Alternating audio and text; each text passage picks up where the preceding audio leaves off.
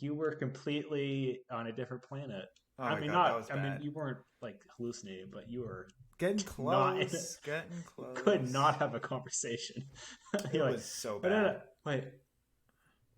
What was I saying? I Oh I do this. man. I do the same thing when I'm high. I don't know what the hell I was just arguing. I completely forgot. I couldn't keep a sentence going. I would forget what I No. was talking about in the middle of the sentence. Yeah, I know. Just be like, what are we even talking about? What point am I trying to make? So I'm sure the point itself is morphing in my brain as I'm saying the words. Oh, To your jeez. credit, you at least stop yourself. I just keep going. I'm like, I don't even know what I'm arguing anymore, but I'm gonna keep going. The words I just don't know keep coming what out the of my fuck mouth. this is. I don't even know what I'm talking about right now. Oh boy. But isn't that really what this podcast is all about?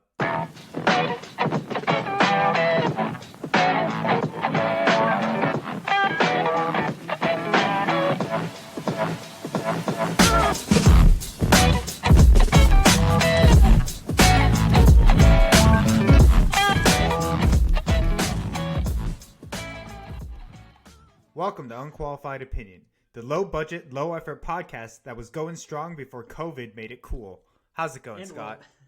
ex- extremely low quality. I guess it goes into low budget as well.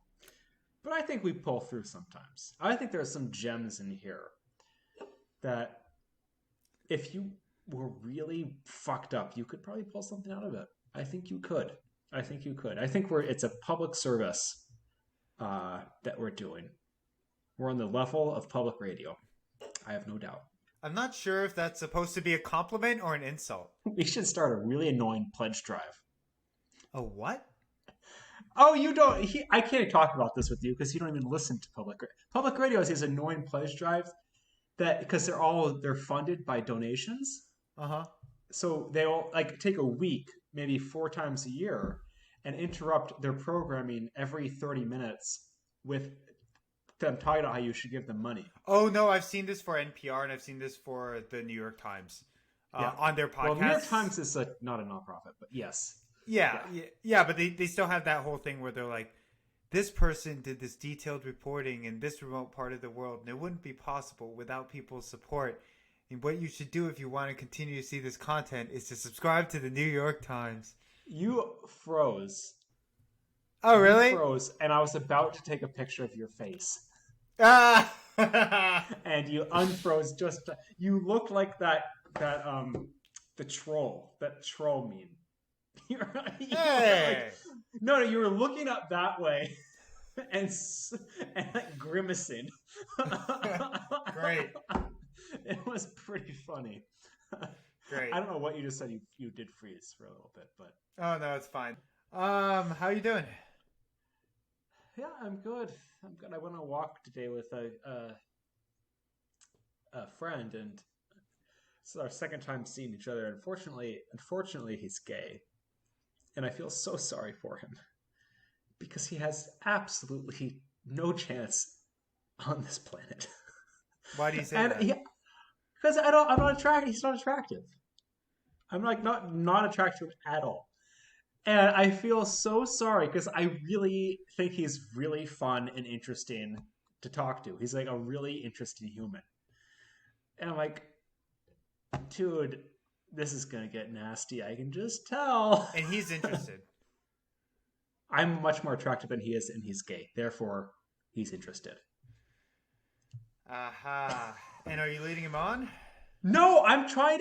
I'm like I am with you. I'm friendly. Like if I were like this to a girl, they could think. Well, not some of the things I say to you, but you think, oh, you're being really friendly. I'm leading you on, but I'm not. I'm just like being myself around him, and I hope that's not. I mean, because I'll say something like, yeah, I hope to see you soon.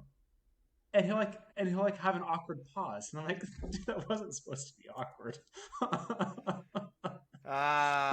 It sounds like he's just looking for every excuse to see Yeah, it's There's a exactly. like something's gonna happen. Yeah. Oh, that's I'll say something. I'm like, oh, I shouldn't have said it that way because it sounds like I want to go on a date with you, right? But you still enjoy hanging out with him. Yeah, that's the problem. Like, Uh, he's a fun guy. He's super smart. He works in the legislature at a really high level, so he's fascinating to talk to. mm. Like, he knows the inside baseball. Um, like he's been meetings with the governor. Is there stuff he could do to be more physically attractive? Like, is it because he's overweight, or is he's just like an unattractive guy? Just not attractive. He's just not attractive. Oh, well, that's unfortunate. And I don't want to be attracted to him. I just am like, this is not gonna end well. Why are you hanging out with him then? Because I enjoy his company. He's funny and he's fun, and like we have good conversations. Now you see what it's like to be a girl. I know. That's why it sucks. Yeah, Yeah. Yeah, it is. Exactly. I'm sure girls have this conversation. yeah, So, that but sucks. it's fun. We walked around. He knows he's so nerdy. I love it. Like, talked about freaking species of trees. And I'm like, this is my thing. Oh, that shit's. I just tune out with that shit. I know. My brother does it all the time because he's doing I- a PhD with botany, and he'll talk about trees, and I'll be like, "No, don't care, keep I going." know. I can't talk about this with you. So it's like, oh, someone I can talk to about my botanical interests. They're just plants. It's so boring. Come on. We're just people. But I'm also a person, so I'm more interested in my own species. Thank you very much. So anyway, that was my. So it's a nice walk, nice chat. So Nice. yeah, yeah, I'm doing okay. I'm doing okay. Probably better than last week, That's good. but it's gonna go on for a long time.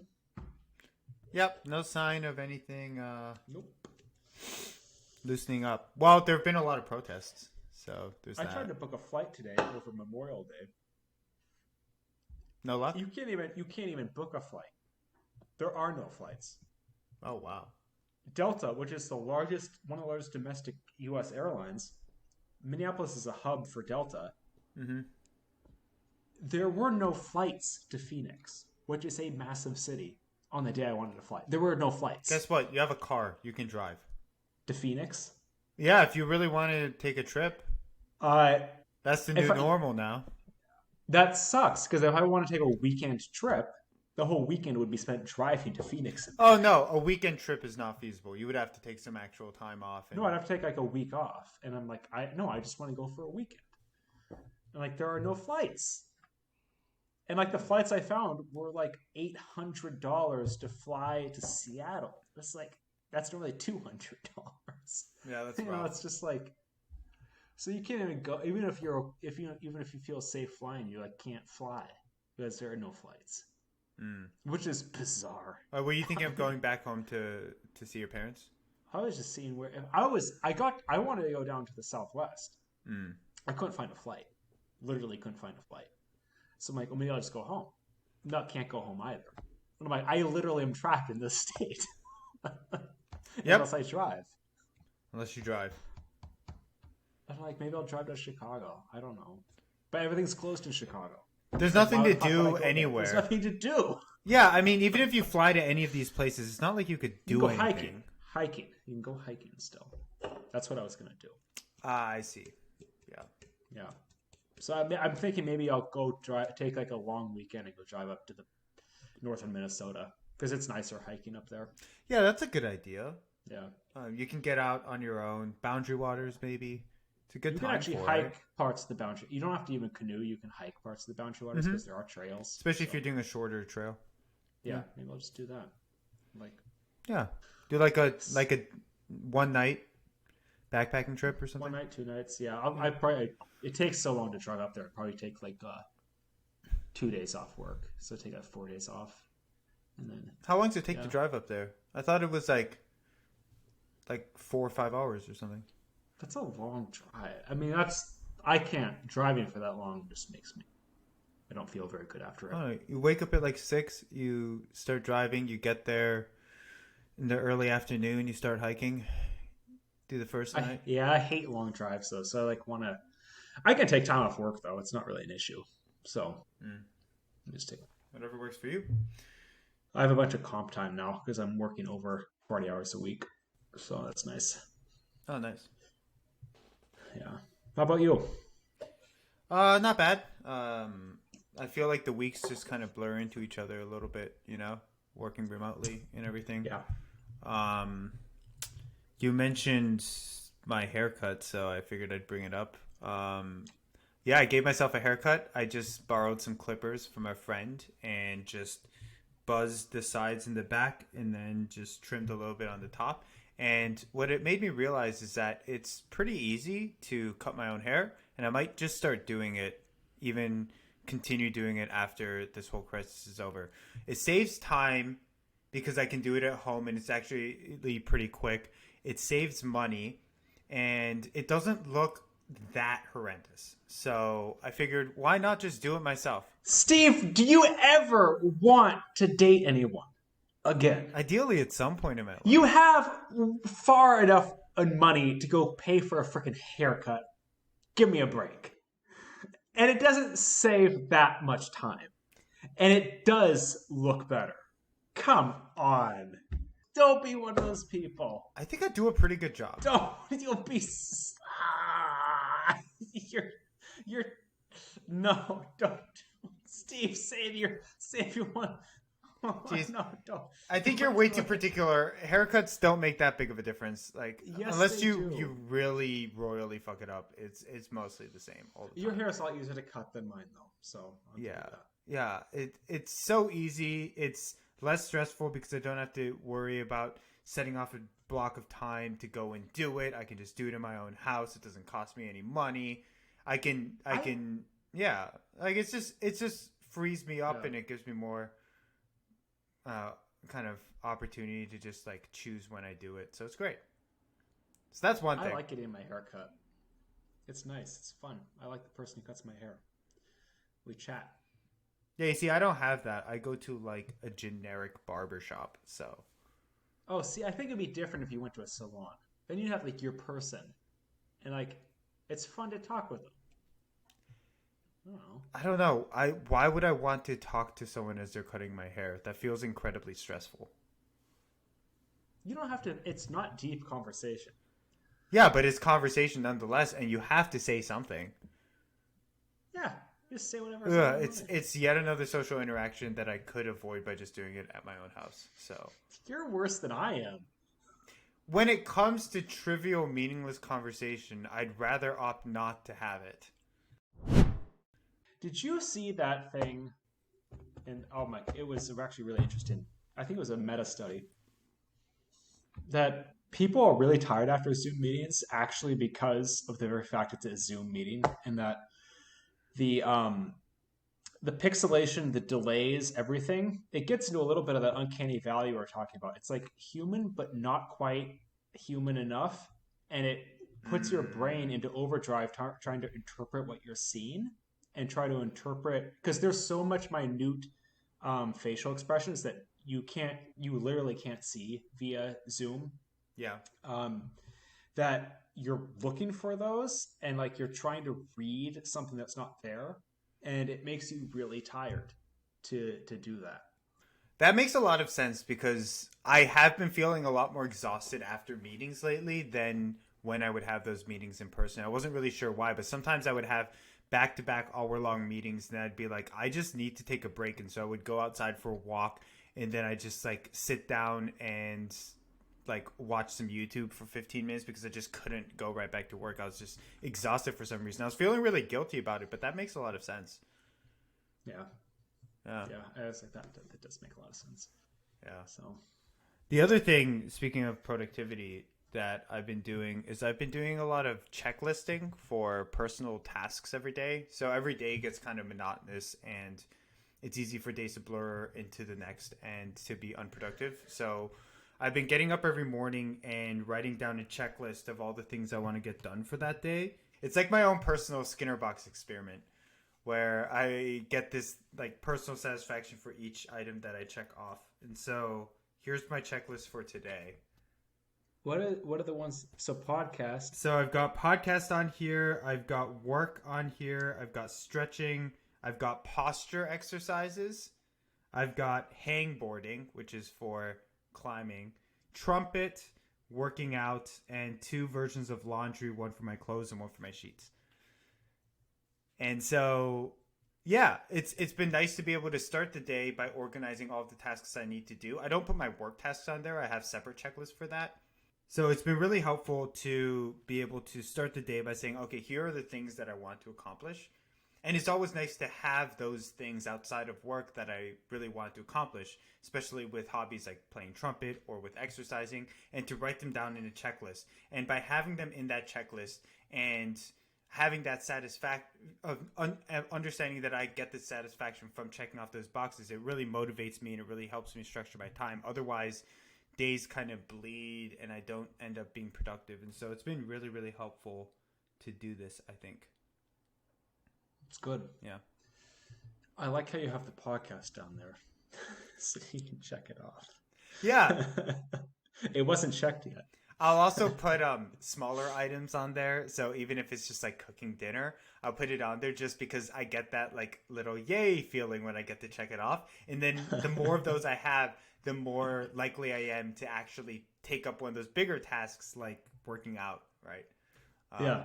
If I'm feeling like, oh, I'm on a roll, I've already checked off like a couple really minor things, like going to the grocery store or whatever, I might as well also jump in and do my workout. So that's good. I actually bought a calendar from Amazon, like a wall calendar, because I'm very visual, and I don't do checklists, but I do have things I need to do. Like I want to be better about cleaning my place because it's so easy to let it get really dirty when I'm living here 24/7. Oh yeah. Because like I'm here, 50% more now that I'm working from home. Mm-hmm. And it just gets a lot dirtier. So I'm like, I want to put on the calendar like every week I want to clean a room. So like I'll write like this day clean the bathroom, and this day clean the bedroom, and this day. So like I nice. clean each day. Yeah. And then I'm gonna put down like I have plants, so like water the plants and like just stuff that I normally do that's already in my cycle when I'm not going to work.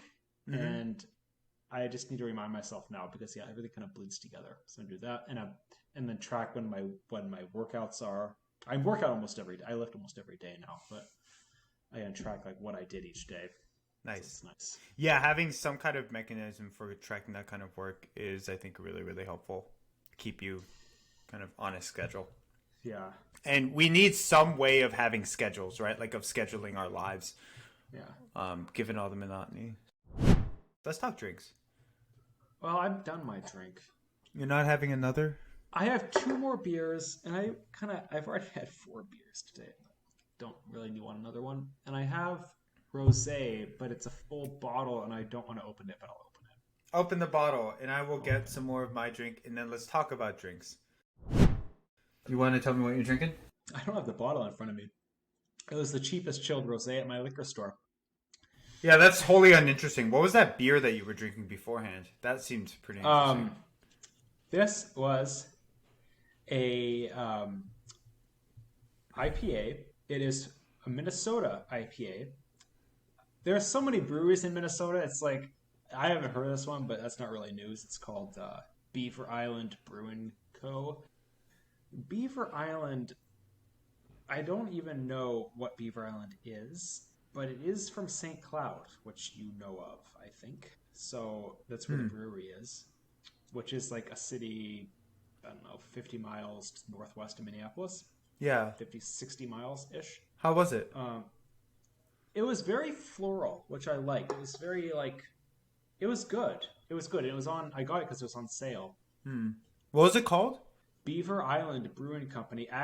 And the name of the beer is Axe Dragger Min IPA, MN IPA. Axe Dragger, Minnesota IPA. Axe Dragger. And it has like a kilt, the Scottish pattern on it. Oh, it's like a red and black plaid pattern across the entire beer can. That's cool. Yeah, that's a very classy looking, very Minnesota beer. It's it's kind of a cool beer. I like it. Like a floral IPA.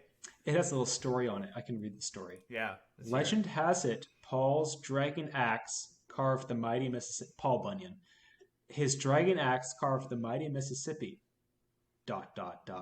A story that inspired this legendary IPA, sculpted with Minnesota's own mighty axe hops.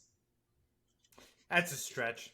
That's a stretch. It's a stretch, but I like it. Gotta double down on that history. They don't all have little things on them like that, so that's something. Nice.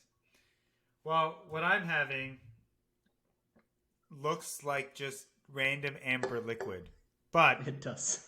this is a East Coast elite bastardization of a traditional Southern drink, and by that I mean this is basically whiskey with sweet tea, but made with the limited resources in my apartment. So You just named 2 ingredients. Which one of those ingredients is not in there? The sweet tea or the whiskey? oh, there's definitely whiskey in there. What do you take me for? Okay, so here's what I did. So you're just drinking whiskey. No. So here's what I did. So I have like just a box of leftover raspberry black tea that was from when my company moved offices, and they were just like giving away shit. So I had this box full of all this tea. So I boiled up some of the tea, and then I put that on ice, mixed like 8 drops of stevia in there, and then put some whiskey on that. And it actually is pretty good, honestly. It tastes like sweet tea with a kick. So it's pretty nice. And the whiskey that I used is called Woodford Reserve. Have you heard of Woodford Reserve? No. It's like it's better than Jameson. It's probably like half a grade above Makers, if you know what Makers is. Maker's Mark.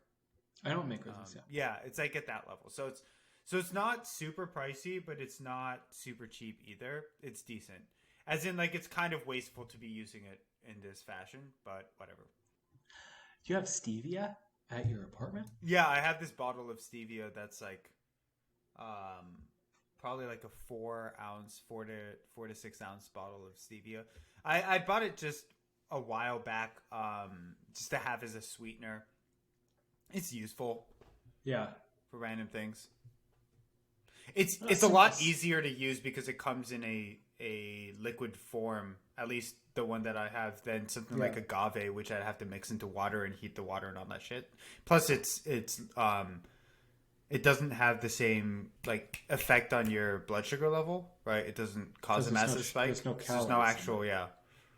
So I think there's a slight increase in your blood sugar level, but it's not nearly as bad. So Yeah, but the amount you're using in a drink, regardless of what sweetener it is, it's going to be. Oh, I have no fantasies of this being a reasonably healthy drink. Like, this is a terrible drink for me. It does have whiskey in it. It does have copious amounts of whiskey in it, and you can hardly taste the whiskey because of the stevia. Stevia does a great job of masking it, so it's pretty dangerous. But I have my LaCroix here to chase it down. So. Oh, the lemon one. I don't like that. This is peach pear, dude. Oh, it is peach pear. Peach pear, the best LaCroix by far, hands down. There's no Tangerine. No, that's disgusting. Oh, come on. Oh, come on. Have you tried peach pear? Yeah, I have, because it's your favorite one. It's so good. I think tangerine's better. Oh my god. I'm sorry. Ugh. I don't even know why we're friends. So the other thing I wanted to bring up is just this podcast miniseries that the New York Times came out with. So do you listen to The Daily? I'm guessing you listen to The Daily. Yeah, it's on public radio, so I listen to it. Yeah, so on the Daily podcast feed, they started coming out with these episodes titled The Rabbit Hole. Have you seen that? Oh, yeah, I've heard of those, yeah. Okay, so that's also on public radio, I think. Yeah, it probably is. If you go onto a podcatcher, you could, like Apple Podcasts or whatever, you could download the whole series. I highly recommend it. I think it's really well done. So it was really cool to see. Do you know anything about it? No, other than the name, which I can extrapolate into what it's about. But So The Rabbit Hole is a podcast miniseries by The Daily that follows this this guy. I think his name is Caleb, and his kind of radicalization into the alt-right through YouTube. So this guy, he has limited prospects in life. He gets addicted to YouTube. He's watching it almost every hour of every day, which in and of itself is already terrifying, right? In how addictive it is. But then eventually, through the content he's listening to, he eventually kind of falls down the quote unquote rabbit hole of like far right extremism, and in so doing, he like ends up with a lot of these very dangerous philosophies, and a lot of it is really attractive to him because it's about building a community, but it's also about being very quote unquote real. So you're owning people, you're attacking them, you're speaking your mind, you're putting people into positions where you're destroying them with logic and things like that. And eventually he, through recommendations in the YouTube algorithm, finds another kind of rabbit hole in YouTube, which is like this portion of the left that's just as kind of inflammatory and aggressive against those far right people, and he sees their content as they're owning the far right, goes down that rabbit hole, ends up starting making his own YouTube videos, and then that's where the podcast series ends. So it's actually really weird in that there's no clear conclusion in which he doesn't successfully get out of his addiction to YouTube.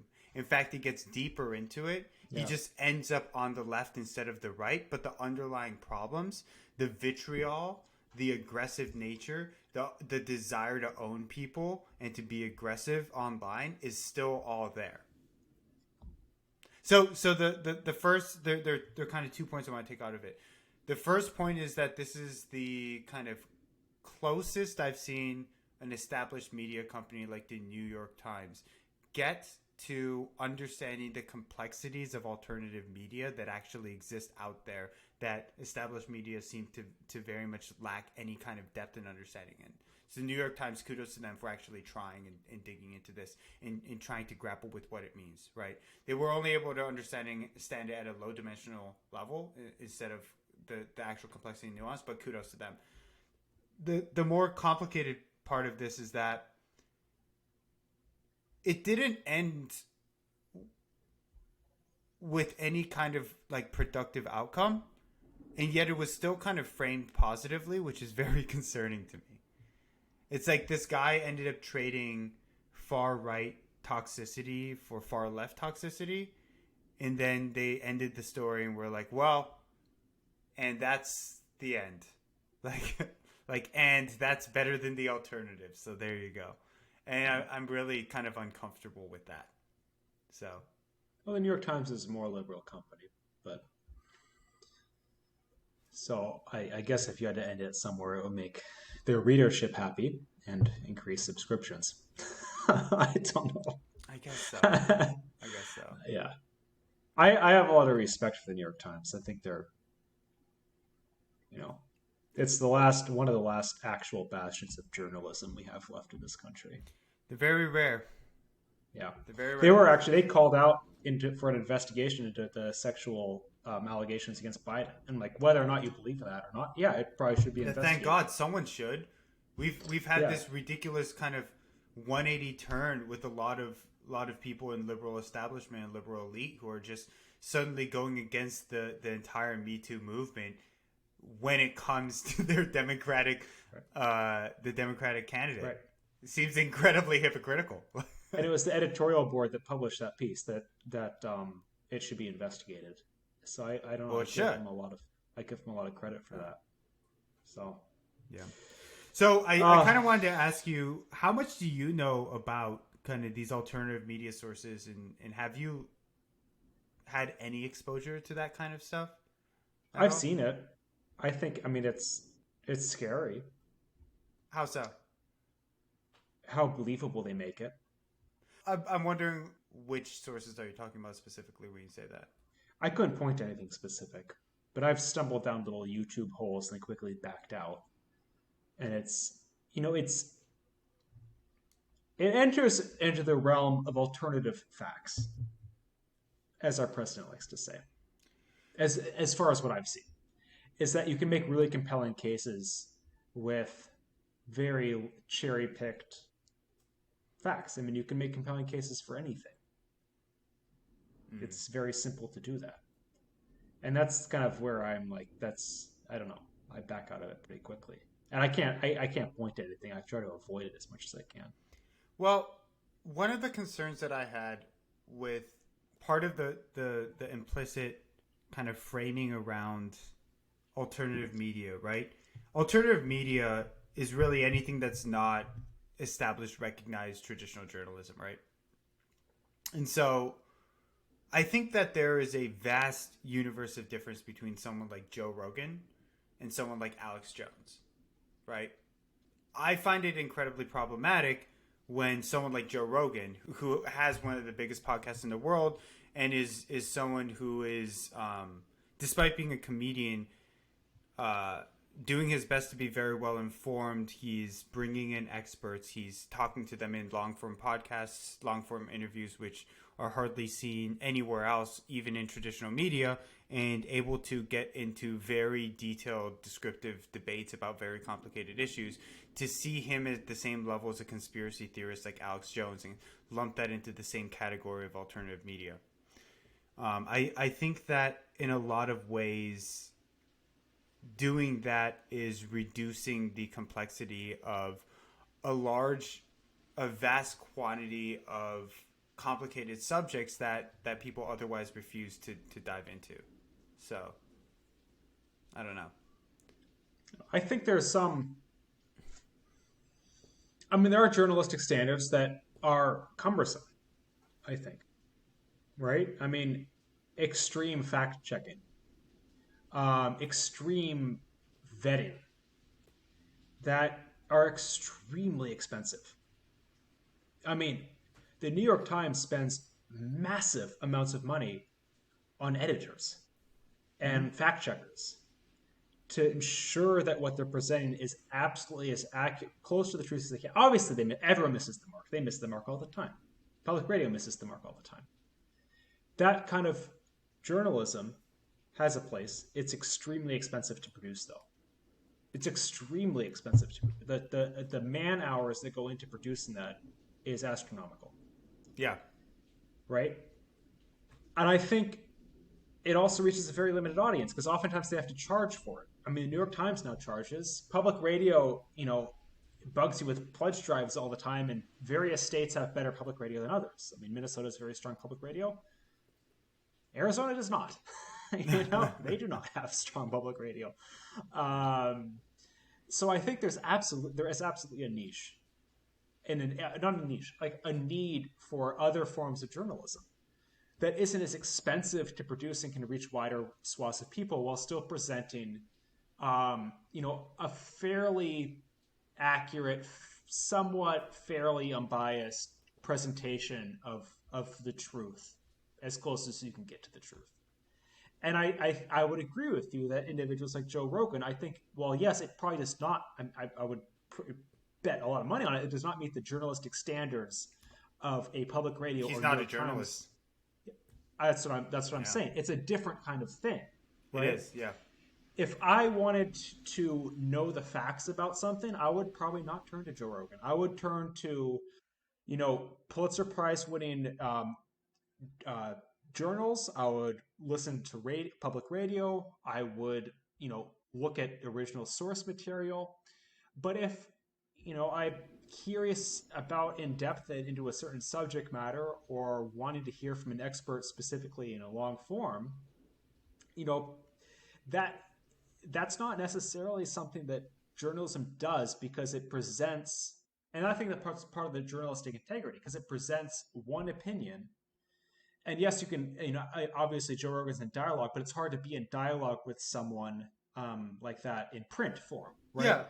Or or it's hard to be in dialogue with someone like that in like a short like news clip format of like a 4 or 5 minute story, right? Yeah. It's hard to do that. So So I completely agree yeah, with you in the idea that we need journalism. We need actual real journalism, right? We need people boots on the ground to be covering stories, to be following a journalistic code of ethics, and to be reporting in as hopefully an unbiased way as possible. And we need those primary sources. We can debate how well various institutionalized media sources do on that front, and yes, we that's can. a whole can of worms, That's a right? different But in story. terms of the fundamental need for it, I completely agree with you. We cannot rely on the Joe Rogans of the world to get our news. Like obviously, that is the case, and the New York Times, to their credit, does a lot better than most other media sources do on that front. What I do find frustrating, and I saw signs of this in this kind of this rabbit hole miniseries, is this assumption that someone like Joe Rogan should be labeled as a gateway drug to the alt right. I find it incredibly problematic because it fails to understand the nuance and complexity of the issues at stake that are being debated and understood. Like we have a low dimensionality scale perspective of people in roughly four different categories, right? You have the far right, which is like extremist neo-Nazis and stuff. You have the center right, which is conservative elites. You have the center left, which is liberal elites. And then you have the far left, which is activists, Bernie Sanders types. And it's seen as a one-dimensional scale, right? And most people fall somewhere in that category. And then we need to then, across that low dimensionality scale, need to frame certain people like Joe Rogan. Unfortunately, the fact of the matter is, when you get to the reality of complicated topics, it's not one dimensional. It's not like if you put someone at one point on the spectrum, you know what all of their positions on everything is, right? Someone like Joe Rogan is in support of basically all liberal policies except for gun control, in which he's on the right, right? But he's also very heavy into meritocracy, which is also right-leaning. It's really easy to just take what he says and just assume, oh, he's someone on the right. But if you talk to him, he self-declares as someone who's on the left, right? Either way, neither of those labels is actually interesting or a useful explanation. There is, in fact, a higher dimensionality set of conversations that are happening. Conversations about what it means to have a reimagining of gender relations within a modern society. That's something that's really hard to pinpoint, obviously, in a one-dimensional scale, right? Conversations about what it means to negotiate individual liberties to protect your home with guns in changing geographic environments across changing technological possibilities, right? So there are all these really complicated conversations that are happening, and it's a lot easier to sell a narrative if you could squeeze that complexity down into a low dimensional conversation where you have those four camps and you group people into those camps. What I find is really dangerous is when you take someone like Joe Rogan, who's having 3+ hour conversations with people, getting into the nuance, getting into the high dimensionality debates, and you try to collapse that down to call him someone on the far right as a gateway into extremism. Because then you lose the actually interesting conversations that are happening, that are important, that's lacking in other sources. Because there are a lot of interesting conversations that people aren't talking about in mainstream media. And so this whole, I guess to bring it back not just to Joe Rogan, I'm obviously a fan, but to this whole rabbit hole thing. How much is it about this? It's just about you liking Joe Rogan. Yeah, it is. But to bring it back to like this whole rabbit hole thing, it's like, yeah, you can. It's not as productive to talk about it as if you go into alternative media, you are at risk as someone with low agency of falling into this place of becoming radicalized and become a neo-Nazi. It's like there is a systematic lack of trying to tackle hard problems in traditional media. Because of that, people turn to alternative sources where more uninformed people are able to capture the imagination, because we're not having the hard conversations. We're not talking about what it means to radically change a family structure where we used to have traditional households and now we tell everybody that all men and women are literally the same and that there's no actual societal impact in incentivizing people to not create families. Right? We're not having that conversation, right? We're not having the conversation about what it means to allow for a global economy of free trade in which we offload jobs into the third world so that the corporate elite can actually benefit from a wealth transfer mechanism that allows them to get cheap labor abroad. Right? Like because those conversations are hard. And we want an easy narrative. If we were to place blame, and I don't think one should place blame with any one individual, but if you were to place a blame somewhere with this, would you say it falls on media, or does it fall somewhere else? Does it fall on large media companies? Are they the ones making those decisions, or to not showcase this, or does it fall elsewhere? That's a really good question, because I think what has happened is that the institutions of media have their hands tied behind their backs. In order to survive, they need to function as companies that are profitable. In order to be profitable, they need to garner attention when they're competing now with Joe Schmo in his living room, just in front of a microphone spouting whatever the fuck he wants, or two guys getting drunk in Minnesota and DC and saying whatever the hell they want, right? And to your point, these traditional media forms, in order to provide quality content, they need to invest money. They need to invest trained professionals who risk their lives to get valuable stories out there. And now you're saying that content needs to compete for the average person's attention when that person would prefer cat videos. It's really, really hard. And so who's willing to look at... It's so sad, our democracy. Yeah, but who's willing to look at a 10-page essay about the nuance of a very complicated issue versus hear a slogan, build the wall, that is easy to get behind because it elicits an emotional response, right? Like, I can't just blame media for that. I think that it's the complexity of the new society that we live in that makes it really, really hard. But at the same time, I think that there are standards that have been thrown away in traditional media in order to stay alive. And I also think that in the form of long-form podcasts, you've seen that there is a market now. There is an interest in these long-form, nuanced conversations that haven't been capitalized by traditional media.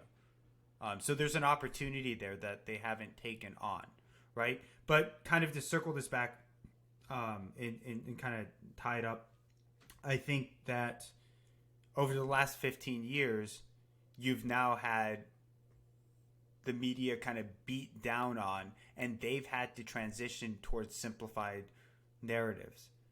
You've now had an entire generation of journalists grow up with those simplified narratives being burned into their own moral fabric, and they're now kind of turning that around and spouting it back to the public and almost reinforcing it down their throats. And I think that the current stage of what the media, what institutionalized media is an outcome of the economic pressures that push it to its point. But it's also much more ingrained and ossified than we would want it to be able to fix it, right? I think there's two very different types of mainstream media. There's the kind of nightly news that is those short bullet points. That's where most people get their news, kind of like news. Mm-hmm. And there is the more long-form journalism. I mean, how many, full New York Times articles have you read in the past year? One. I've read maybe 5. You know how many full-length articles they publish every year? Hundreds of thousands. I think part of the challenge is that we so want, as consumers, so want to be entertained by our news, that there is a challenge of making the news entertaining. Well, sometimes the news ain't entertaining. I mean, there's a lot of content that's published every single day in the New York Times. And New York Times is a bad example because very few people actually read the New York Times out of the whole population, but I do, so I'll use it as an example. They publish millions of words every day that most people never ever read. But they have said, there is someone who reads this, and we think it is our duty to report on it. And it is boring. If you read a full New York Times article, I skim it. Like, it's long enough to skim. Like, it's like, okay, enough detail, okay, enough insight. What's the punchline? And usually there's no punchline. Usually it's like, here's what we're saying, here's the complexity of the challenge, you make up your own mind. That's how people used to like their news. They don't like it that way anymore. I'm going to say they, I mean kind of the general population. Yep. And I think that's another huge challenge. That, yeah, I think the New York Times, part of this podcast, like the Rabbit Hole, it's probably part of their effort to be more profitable. Because they're like, well, we may not want to deviate so far away from our mainline journalism that we forsake some of these journalistic values, but we will like start these podcasts that are a little more snappy, edgy, a little more political, opinionated, one-sided. Yes.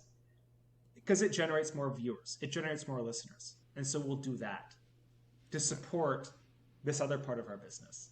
So I think it's also really hard to say, like, they do, any media company, be it Joe Rogan, be it Fox News, be it whoever, they'll do one thing and write off the whole organization. Because these are really complex. Media is extremely complex. And I think they'll use pieces to support other aspects of work they do. And it's not always an agreement. And it's not supposed to be in their business model. It's like two different products they're offering in some cases. But I think, like, for me, my big concern is people are bored by the details. People are bored by the insights. And I think Joe Rogan really hits it on the head because he's able to get in there. I mean, he is opinionated. Oh, he's very opinionated. And that's, I think there's room for that, but I also think there's a lot missing from that. But there is room for that. But what I give him credit for is he goes beyond in a way that is entertaining.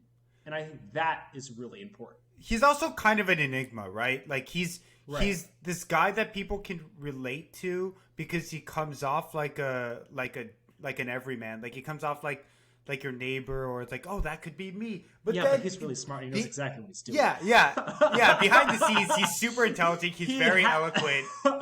He comes off. He knows what he's doing. Yeah, he's actually super smart. It's like he has an interview almost every day, and he's somehow able to follow whichever expert. Sometimes he has like random comedians on, but a lot of times he has like experts on. He had Malcolm Gladwell on a few months ago, right? That was a really interesting episode. Yeah. And he'll have these experts on, and he'll be able to banter with them. Like, that's very impressive. From just experts on all sorts of topics. So there's by no means any illusion in my mind that he's not somehow very talented and very exceptional in his own right. I guess all that I'm saying, Steve, is it's hard for a traditional media company that is adhering to journalistic ideals like the New York Times would be in most of their areas. I think the Rabbit Hole might be an exception to that. And their tagline is all the news that's fit to print. To move to cast it more as an entertainment aspect. I think that's really hard. And I think what Joe Rogan does is it's like, I don't care. I mean, I can be entertaining and informative at the same time, but Joe Rogan doesn't have the whole, 200-year history of a traditional media company of like being staid and professional. Yeah, and so to be fair, I do want to say that I thought the Rabbit Hole, given the left-leaning bias of the New York Times, did a pretty good job. Like, I was actually very impressed with it. I listened to some of these other, mostly left-leaning alternative media types.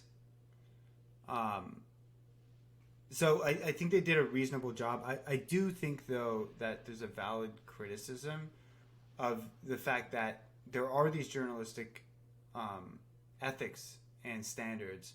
And I think that the financial pressures have resulted in a lot of these media institutions foregoing those ethics and standards in a lot of ways. And I say the New York Times has done better than most, but is still subject to this. A lot of media companies have fallen prey to the allure of activism over objective journalism. And I think that that's very problematic. You can see that very obviously in places like Fox News or MSNBC, but you can even see that in more reputable sources like the New York Times. The really interesting thing is in history. So the New York Times, what's fascinating to me is like the New York Times and what is another one, like, I mean, CNN maybe, MSNBC. I mean, they like try to portray, I mean, Fox News too. They all try to portray themselves as like fair in news. And I think some are more fair than others. Mm-hmm. Public radio too. Historically, what was really interesting is people would actually pick, like in England, they would have the conservative paper and the liberal paper, and they made no qualms about being conservative or liberal. And you read both of them. Yeah. And you're like, which one do I like better? And that is what's fascinating to me. Like we have now like these big behemoths that are like, we are the news. Yeah. It's like, you don't need to listen to anyone else but us, and we're fair and equal.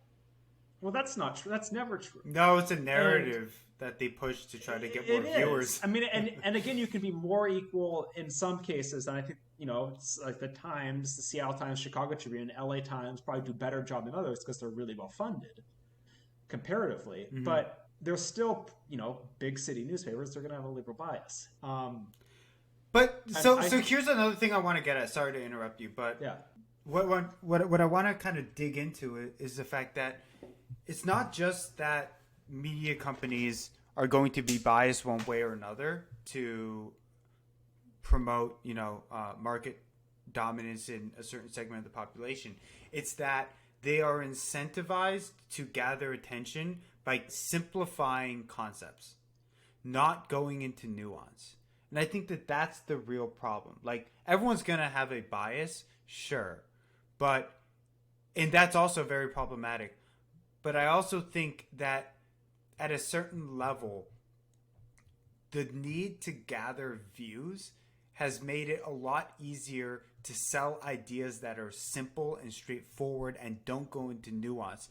And so all of these different media companies tend to reinforce this idea of, there's this like one-dimensional or low-dimensional perspective of there are people on the right and there are people on the left, and most people on in the center left have these ideas, most people on the far left have these ideas, most people in the center right have these ideas, and most people on the far right have these ideas, and it just leads to a lack of actual depth in really, really hard problems. Our society is full of really hard problems, and our journalists and our media institutions don't try to give them the actual depth they deserve because they're incentivized to get views, and that promotes keeping it simple.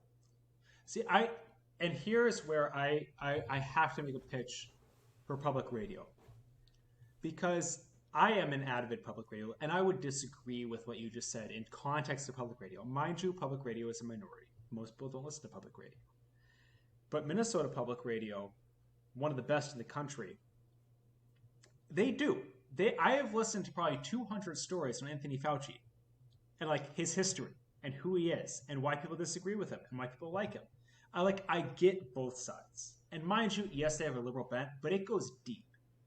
And I'm left not with oh, that's right. I'm left with there are two sides there. Which one do I think I align with more? And if I want to listen to more, there's going to be another story in like 2 hours about it with another reporter. Like that, but that is so rare.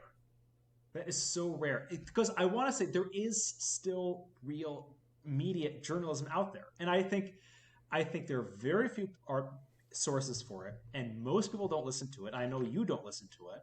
I'm not saying that it's negative, but I know you don't. But it is still out there. It is still out there, and I donate my money to public radio because I think it's such an important public service, um, to be out there because it is the last of its kind.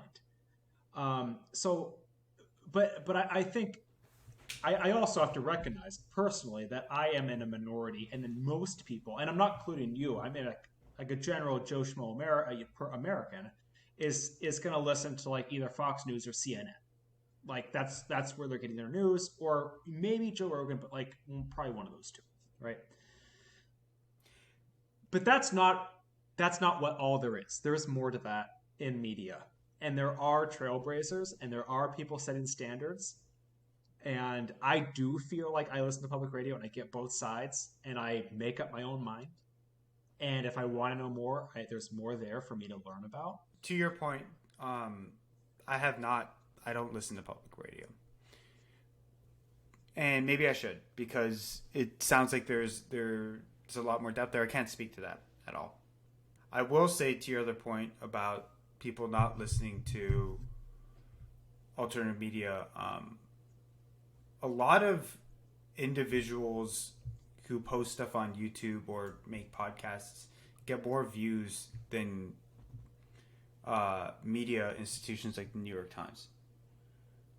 There's been a flip in our world, which is hard to reconcile for people who view traditional media as these kind of bedrock foundations in our society, in which there are so many people now who listen to individual podcasters, who listen to people like Tim Pool, who is like an independent journalist who's starting his own company now, independent of all these other media institutions, that there's been this rise of this alternative set of new, I won't say institutions, but forms of sense making. And it's a lot bigger than people who aren't tapped into it realize. I'm saying it's big enough to rival, at least, if not completely dominate, current or the old media establishment. Yeah, and that's why when we originally started the conversation, I said it scares me because I've listened to Joe Rogan, Mm-hmm. and that scares me. That's it's not journalism, right? It's not at all. It's not journalism, and you do a great job because Steve, you like get sources from all over the place and you like compare and contrast them, but like not a lot of people don't do that, right? Like a lot of people like listen to Stephen Colbert for their news, or listen to Joe Rogan for their news, and that is the part that scares me. It's not that like Jordan specifically scares me, is that people only listen to him, and that's it, and that's their world. That to me is scary. And I'm not saying it's scary because I disagree with Joe Rogan or like saying he is spreading lies. It's scary to me because when you pick one source of where you get your truth from, you're not going to be getting very close to the truth. Yeah. That's a fact. Or even if it's like, yeah, like if all you listen to is Stephen Colbert, John Trevor Oliver, Noah. Trevor Noah, and Bill Maher, then you're listening to a bunch of comedians who are riffing on jokes about the current political dynamic for your news, right? And I'm sure, and I don't know what it is on the right, but I'm sure there's an equivalent on the right, right? That's doing like the same freaking thing. And so we're kind of in this downward spiral where it's like, okay, what are those bedrock foundations now? Like if we're going to replace our current media institutions, where are we supposed to go for that news? And exactly what you're saying, I completely agree with you. It's very scary to think that we don't have an established set of people who are building on a long established foundation of ethics and code of conduct to provide us the kind of truth making that we need to power our society and the ability to understand kind of an objective set of facts. right? As much as possible. That's why I align so closely personally with Public Radio and the New York Times, because I think out of all of them, yes, they have their foibles, but if you get the New York Times every day and read one of the 200 stories they publish every single day that are quite lengthy, or listen to public radio, for 12 hours, um, you know, I think they recognize that yes, they're liberal. I think they recognize they're liberal because they make fun of themselves. Some of them do. Some people Some of them in do. the New York Times do. The older And crowd. some people on public radio also make fun of themselves. Not all of them, but some of them do. That there isn't a lot else, and I think if you were to pick a couple, I think it would be those two. I simply do. And yes, there are big gaps, but I don't know if there's not much else. There's not much else. If you wanted that one authoritative voice, there's not much else. Well, maybe we just live in a world where there isn't one authoritative voice, and everyone just has to push through the slog of bullshit on their own to try to make their own decision. It's a good thing we really teach a good job of critical thinking in our schools. Yeah, we're really stiller on that front. This. Oh God. This is. God. Well, it's a really terrifying future when you can't turn to anybody, when we cannot have trust in established sources. What do we do? Because we're coming close to a future in which you cannot trust any kind of establishment force. Is it that right? We can't, or we choose not to trust? But let me give you an example. The WHO, early on in the COVID epidemic, just almost verbatim spouted all the lies of the Chinese government to the rest of the world, saying, one, that the Chinese government had a small pneumonia-like outbreak contained in Wuhan, which was a lie. Then two, that this outbreak does not spread in the air, which was also a lie, right? They just spouted these facts verbatim to support the Chinese government. Later on, you had a literal confrontation where someone asks the WHO representative, what do you think of Taiwan's response to the COVID epidemic? And this person just shuts off the connection to refuse to recognize Taiwan as a separate country from China when pressed on it. That's absurd. That's absurd. And then we have Twitter and YouTube saying that if anyone contradicts official sources like the WHO, that they will be banned. So you have an entire sense-making apparatus in which you have international organizations like the WHO who are completely corrupt and at the whim of the government of a certain country, in this case China. And then you have the corporations that run the most powerful media institutions, or at least media dissemination institutions of our time, who are saying we're going to reinforce the corrupt sayings of these specific institutions. So this erodes trust across the board, and then people don't know who to turn to in the time of a crisis like now. I'm sorry, I had to look up the head of WHO. But this is just one example, right? This is just one example of this. But I do think that we've seen a consistent erosion of trust in the institutions that are supposed to disseminate truth. And I think that's... And it's really problematic because... the media. Huh? Sorry? It's the fault of the media. It's partially the fault of the media. It's partially the enabling of technology to expose underlying corruption.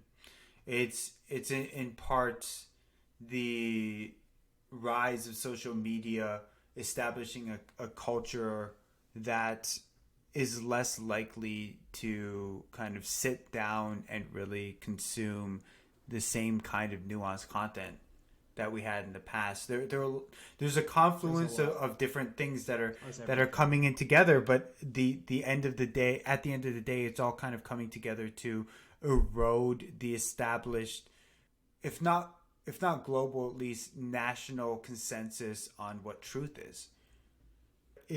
What that also allows is for bad actors to then inject their own narratives in a way that can be incredibly destructive, which is very scary. Sorry, go ahead. I want to hit on one thing you said because I think it's really. I personally have an interest in it. It is the role of technology in exposing. You say corruption. I would say exposing kind of the inner workings of everything, and making it really easy to see that. Mm-hmm. And this is, I honestly think this is a belief silently held by a lot of kind of politicals or people in bureaucracy, but you can't say because it's not politically correct. It's that like corruption works. People, and let me explain myself because I'm not advocating corruption. People are political animals. People are humans. People who run governments are humans. People who run governmental organizations are humans. Humans like tit for tat. Humans like scratch my back, I'll scratch yours. It is inherent human nature. Mm-hmm. You have some level, whether it is obvious corruption, such as in Russia, or kind of, it's a little sleazy, like in America. You have it. It's always been there. It's been there since ancient times. It is not new. It actually makes things work in some cases better than if you didn't have it. And I think the best example of this is pork barrel spending. Is the saying, I will fund your thing if you fund my thing. You look at the research, and it actually shows government functioned much more smoothly, in many cases directly, because you could have that tit for tat. Things got done. Big things, important things got done because you allowed for that to happen. And those little tit for tats, small dollar things, they weren't breaking the American bank, but it allows for it greases the wheels. Now you could call that corruption, as the Republicans did when they banned that, and the Democrats as well. No one likes that. No one would outright say you should do that, but it makes government work better. It simply does. It does, because humans are political. Humans are just political. And I'm not advocating for blown corruption, because you can have tons of money wasted. Like, look at Libya, look at Egypt. I mean, it's obscene what corruption can do. But this laser focus on like pretending politicians should be angels is so stupid. They're not. Just like anyone running a business is not an angel. Like, you have to make decisions that are not always like up and up all the time. Whatever business you run. Like, you have to make dirty decisions. You're talking about that kind of tit for tat when it comes to reinforcing someone's policies and how it affects the government. But you're not talking about how it impacts personal gain for those individuals, right? That's the thing. That's another thing. Like, personal gain, okay.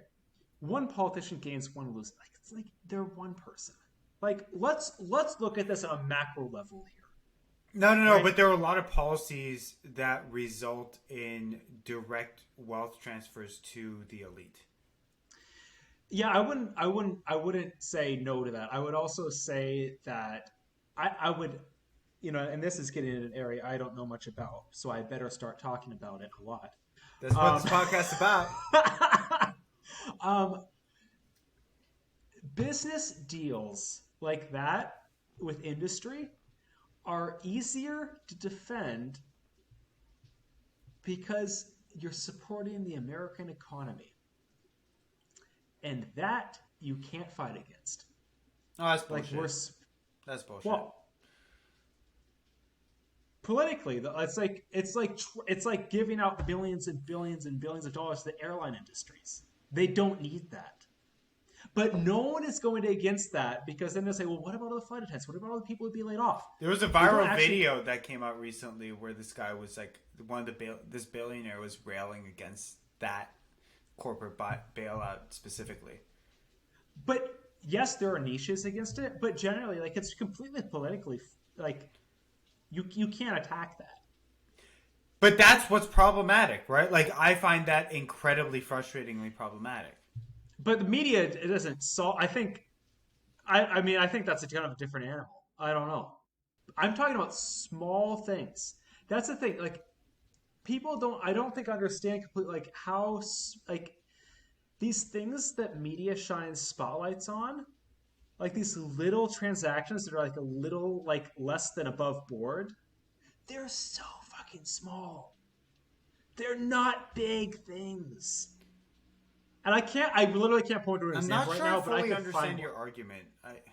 Are you saying that?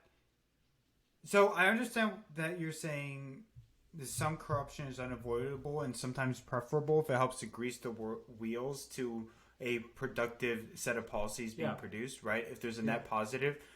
net positive for society and the country And as I a whole, use right? corruption. I don't use corruption in probably the legal sense, but I would say like let me use an example. Senator A is a Democrat. Senator B is a Republican. Mm-hmm. The Republicans, Senator B says, okay, if if you want my support for your infrastructure bill, you have to agree to include X number of dollars that support like anti-abortion legislation in my bill, or like you have to put that into my bill. Yeah, Like if you want this, you have to get that. yeah, And the Democrats like, okay, like that's a really small amount of money. What we're trying to do is really big. I agree to that. I'll agree to that. yeah. Because you know what? Back in the day, no one would ever hear about that. So this isn't corruption. I guess corruption is the wrong word, but I think the media points to this as corruption because it's corruption against your like political ideology. Like now, you can't do that. Imagine if any Democrat agreed to put any amount of abortion like restriction funding in their bill. They would be tarred and feathered and never voted in office again. No, I Like completely agree with you. Yeah, no, I that's what I'm completely agree talking with you. about. Yeah. And so it's yes, it's not corruption. I mean, I think the general population would have labeled it as corruption. Mm-hmm. It's not. It's not corruption, but that's what I'm arguing for. I think what And I also think that what's really important there that you're saying is also that there used to be a lot more just deal making in general and compromise. So deal making. compromise and understanding that hey, you have different policies than me, but we can agree that this trade off is going to be net benefit for both of us, despite the fact that neither of us are going to be 100% happy with everything that gets Right. that transpires here. And I think that that's important that we've lost that, and that's something that you know I think it's good that you're raising. I will just to clarify though, like Okay. I think that it's a different animal when you're talking about, say, the most recent airline bailouts in the COVID relief plan, in No, that's which a you different have, thing completely. yeah, you have a lot of people in Congress who have finances that are tied to large businesses, and they can therefore benefit from being able to have a direct transfer from taxpayer money to those large companies so that those large companies can continue to buffer the investments of large investment firms that might have some kind of partnership or coordination with certain members of Congress. Like, I don't think that that's the same kind of corruption or same kind of deal making. Well, this I would, and I turn to the word corruption because I have liberal friends who would call such deal making corruption, which drives me nuts because it's not I corruption. think it's just It's like like savvy politics. It sounds gross, but it kind of just needs to happen. It's like horse it needs to trading. happen. Like it's Of just course, kind it of needs needs to to happen. happen. It Yeah. needs to.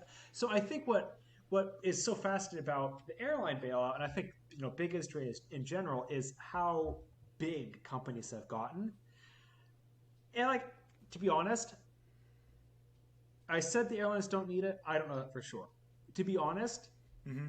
like if you did a cost benefit analysis, and I don't know, but it could be that you look at it and say, well, if we don't support the airlines, they will lay off X number of thousands of people, and that will be worse off for that because they're not paying taxes, we have to pay unemployment, et cetera, et cetera. Um, the challenge now is these companies have gotten so damn big and I'm with Bernie Sanders on this. Like they're so fucking big that it's not like they're strangling. They're not telling government what to do. I mean, of course they have lobbyists, but everyone has lobbyists. Mm-hmm. It's the simple fact that if they were to fail, like it would be simply bad. Well, if they fail, right, then they get bankrupt.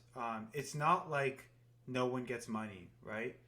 The distribution of funds gets determined by a judge who would likely push those funds out to workers. So the workers will be compensated in some form. The people who will lose out will be the biggest investors in those companies. And given the fact that you have specifically airlines leveraging stock buybacks and dividends for, I think, in the last 15 to 20 years, 90+% of profits have gone to stock buybacks and dividends. I find it very hard to feel sympathetic. I'm not. What I'm saying is, let's take Delta as an example. So let's say Delta pays a lot of dividends. It's a very profitable company. It's not profitable now. Let's say it enters bankruptcy, mm-hmm. and it has to stop flights for a period of time. Mm-hmm.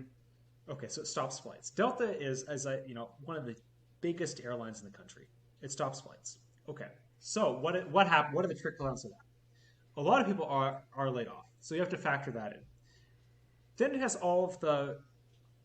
I'm not arguing against or for. I'm just playing this out here. And then you have all of the downstream effects of much more expensive air travel. So you only have the competitors remaining. Air travel, goes up 50% in cost mm-hmm. because there's less competition. A lot less people travel. The productivity of the country goes down. Mm-hmm. A lot less tourist dollars are spent because people aren't traveling for tourism. So that's what I'm saying. Like you have to play. I think what people are thinking is you're playing these out. You're playing the scenarios out. Like what if it went into bankruptcy? Like this is what would happen. And we're so reliant on these massive companies that if we're to play it out, like the American GDP may take a significant hit if at company X, as significant as in 0.1%, which is significant. If company X went into bankruptcy.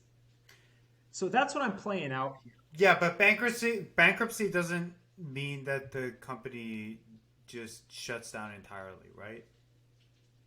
It could mean a repurchasing by another company. There are a lot of other options in which would also increase price. Yeah, well, we're able to buffer the economic impact. So so on the other side here is that if the company goes bankrupt, right, the largest effect, negative economic effect, is not on the workers. It's not even on investments that are more for average people, like pensions and such. It's going to be on high level, high risk investors, right? Elite investors. When you say the biggest negative impact, how are you measuring that? If the company's going to be bankrupt and they're going to distribute resources accordingly, it's first going to go to workers, and then it's going to go to pension plans and other investors of that sort. Now, you're also talking about a company, an industry, in which rather than reinvesting in the company for innovation and expansion, these airlines have spent most of their money enriching shareholders. That's like what they've done for the last couple decades, right? Finally, if you live in a capitalist society, you should be benefited for taking risks and succeeding despite them, right? If you take a big risk and then you end up providing a valuable product, you should be rewarded for it. But the flip side is also true. If you take a risk and it goes badly, you should be penalized for it. Because if that's not the case, then how are the incentives supposed to be aligned within our economy, right? So we're saying if you're big enough, if you're an airline and you're big enough, and you take risks, if things go well for you, you should be able to take all of those resources, fund them into stock buybacks, so that the richest of the richest elite who have large stakes in your company are able to siphon wealth out directly against innovation and productivity to benefit their own bank account. But then if the stock market takes a big turn, rather than taking the flip side of that risk, because you didn't actually create a rainy day fund, because you didn't reinvest in the company, we should have taxpayers buy you out. My money that I've been saving for the last few years for a small mortgage on a small house that I hope to buy in the next 3 years is now going to be worth less because my taxes are going to go up and because we're going to print more money. And so my purchasing power is going to go down as an average American. So that the elite who played it hard and fast without supporting, without reinforcing the actual valuation, the value of the company, get a fucking buyout. It's ridiculous. Well, I'm not sure if that's the situation here because no one's at fault. This is an act of God. That's what we said in 2008 as well, right? This keeps happening. That was not an act of God. Yeah, but that's what the bailout was. And so... I don't know, Steve. I feel that there may be some room to consider that a company may be too big to fail. I think, as much as I hate that, I don't think it should exist. I think you can say, in a capitalistic society that we're in today, there are companies that are so big that failing leads to more negative outcomes. And we don't know. That's because we haven't done a cost-benefit analysis. We don't know. Bailing out companies doesn't necessarily only impact the shareholders. It does impact the people working for the companies. Whether the decision to bail out the airlines was the right one or not, I don't know. That's a lot of math. That's a lot of math and a lot of assumptions. Yep. But I can see why you may need to be in a position of doing that. I don't know if it was right. It may not have been. But all I'm saying is I can see why one could arrive at that conclusion depending on what the math looks like. Reading the front page of the New York Times, it says, President Trump acknowledged that the virus has proved more lethal than he had expected. Wow. Trump admitting to it being wrong. He revised his potential U.S. death toll to 100,000, which you know probably means it's going to be a lot more. Oh, it's going to be a lot more. So I guess our topic this week, since we never got to the intended topic, is journalism and the media? And big companies? I guess. No. I think I like the journalism topic more. I think the big company, that is a different topic. Yeah, that was a bit of a tangent that we went on. Was a tangent. Let's circle back. Do you have anywhere you want to segue to? What do you make of people who say during the periods like this, like, I just don't listen to the news? Period. I actually know someone like that on the board I serve on. He's like, what is it? So what's happening with this COVID-19 thing? And he's like making a deliberate choice not to listen. What do you think? So,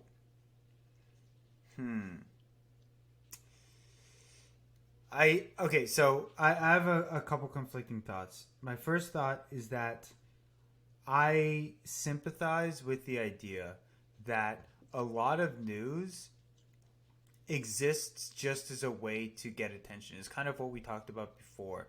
News companies need to become content generation machines so that they can stay profitable. Their companies just the same. It's almost like I wish some media outlets would just say, "Hey, there's nothing particularly relevant you need to know today. That's our front page story." And then that in and of itself is valuable to know. Like, hey, there's nothing that's like that important. This reputable source told me that I don't have to be looking at any particular additional content to stay up to date with the things that are relevant given my life and what I need to know, right? It would be nice. And so I understand and I sympathize with people who feel overwhelmed with news. And in a lot of ways, a lot of the news that is created doesn't end up being particularly relevant over time. Most news stories that you read will not have been particularly relevant 3 weeks from that point, right? It was relevant in that moment and it might have felt important, but it really wasn't that important. Let's be perfectly honest, right? Think a month down the line, 2 months down the line, 6 months down the line, most like 95% of what you read on the news just doesn't really matter. So I get it. However, I think that we live in a very unique time right now. And if you are in any position in which you need to be making strategic decisions, whether it's about a business, if you're on a board in particular, right, that seems really important. But even if it's just about your life, it feels like this COVID epidemic is important enough that you should at least somewhat be on top of it. Not, I mean, if you're wholly disregarding all news, that seems like a dangerous position to take, in my mind. What about you? I would completely agree with you. And the reason I brought it up is because like he said that, I'm like, I had a mix of anger and envy. I was like Yeah. mad at him for not listening. I'm like, I wish I had the willpower to do that. Ah, But I that was like slightly before the shit really hit the fan. So now I'm like, yeah, you need to. There's like public health announcements that you need to know about.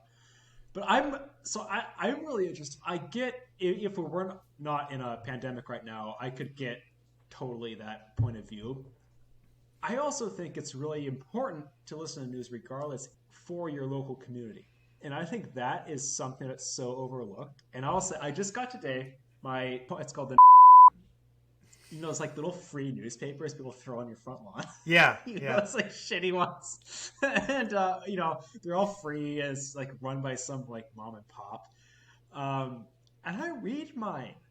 I'm like, now that I live here, I'm like, what's happening in my neighborhood? And it's actually, there's like personal interest stories where I just skip over because like I don't care about the crazy cat lady who like grows like prairie flowers in her yard, but there is stuff about zoning and development. There's stuff about the environment. There's stuff about like businesses opening and closing, um, stuff like that. It's like this is like good. This is stuff people should know about if they live in an area, for a while. hmm. And that's the type of journalism that is the most dying type of journalism there is because it's like that's like you have to sell ads, like print ads. Yeah. Like what?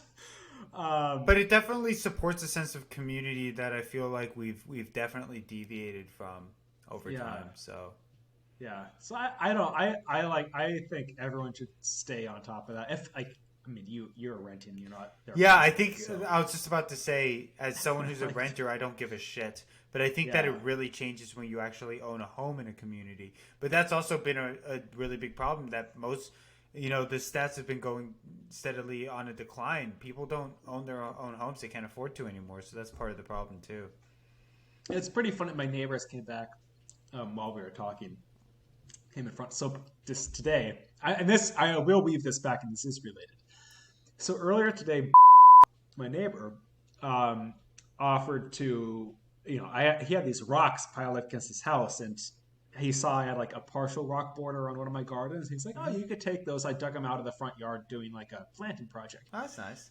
and so I'm like, "Okay, cool. I'll take them out and put them over my yard." I made it like a bigger rock border, and then like an hour ago, I see him and his wife like come walk in front of like it's light outside and dark in here, so they can't see inside. They Mm-hmm. walk right in front of my window, and like he's pointing out the rocks that I had pulled out, and she's like, "Oh, oh, oh." That's cute. And I'm like, that's like living in an area like and owning a home. Like you have people like that. They're like, I want to know what is happening in my block. Like Mm-hmm. that was news for them. Like they're not like, talking about my rocks like over dinner. Like But that's also really nice, right? It's really nice that you have this close community of people that you can talk to, that you can relate to, that you can share stories with. You can have that conversation with. Maybe you'll have them over. I don't know. And you'll talk about that rock wall and thank him for that and all of that.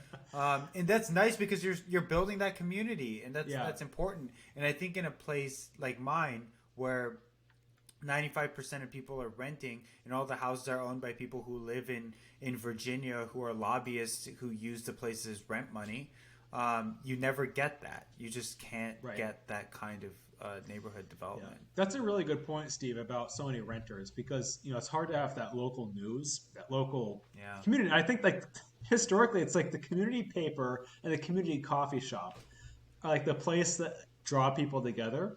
And I have both of them. I have on the street. I have that stupid little paper I get. Yeah. like every month. And it's like, what's Joe Schmo doing up the street?